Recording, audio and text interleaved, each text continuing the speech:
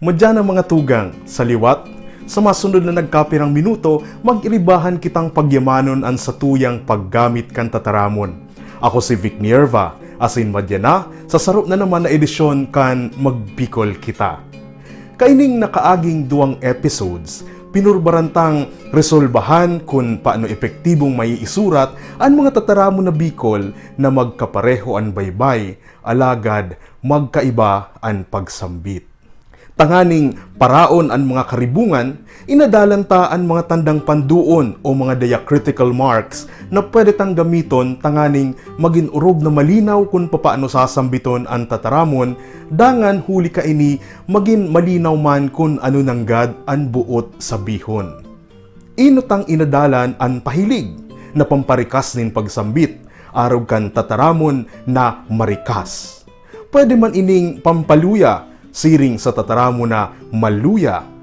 Panduwatang inadalan ang paiwa na bako sanang nagpapaluya nin pagsambit kan sarong tataramon, nagsasabi man ini na ang patanog na natutungadan kan paiwa igwa nin impit o glottal stop. Halimbawa kan gamit kan paiwa makukuas sa mga tataramo na paksan, kawasa o kamautan. Sa episode na ini, adalantaan ikatulong tandang panduon na pwede tang gamiton sa Bicol.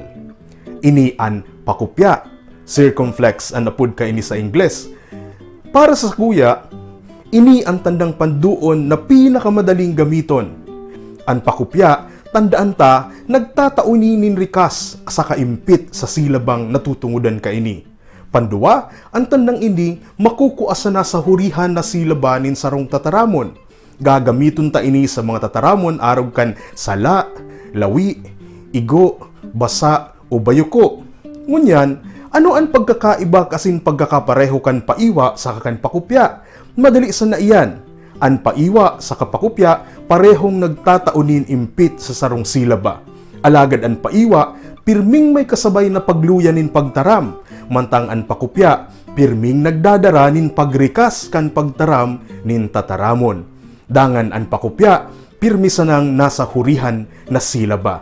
Gamiton ta ang mga tataramo na igo saka igo. Pareho kaya ang spelling, alagad magkaiba ang pagsambit. Inot, da ika magparaturutok-do kun sain-sain, tatibaad makaigo ka nin tawong lipod. Makaigo, iyan ang gamit kan paiwa. Ang ikadua, dakula na si Buboy, daina igo si Bado na rinigalo ko sa iya. Igo, iyan ang gamit kan pakupya. Next episode mga tugang, pag-urulayan ta ang huring tandang panduon sa Bicol, ang kurit. Sa liwat po kung igwa ka mo ning mga hapot, suhestyon asin ano pa man nabuot ndong ipaabot sa samo, mag-email sana sa magbicolkita@gmail.com.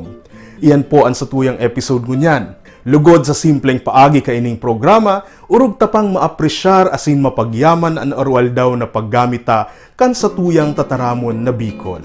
Ako po si Vic Nierva. Maghirilingan po kita liwat next week sa saro na naman na edisyon kan sa tuyang programa, Magbicol Kita.